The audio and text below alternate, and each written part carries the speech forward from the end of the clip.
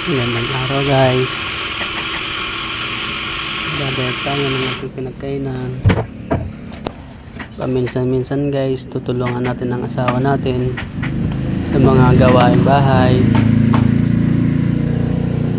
Kasi araw-araw naman tayong pinagluluto ng masarap.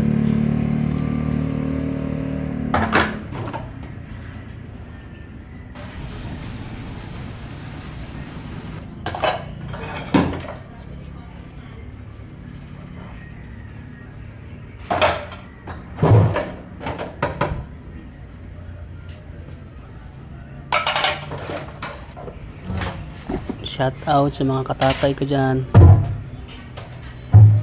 Ganito rin ang ginagawa araw-araw kapag wala ang mga anak nasa school.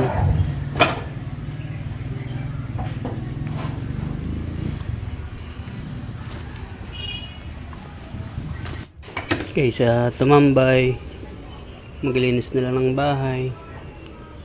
Huwag maging pasaway sa asawa para hindi kayo lagi nag-aaway.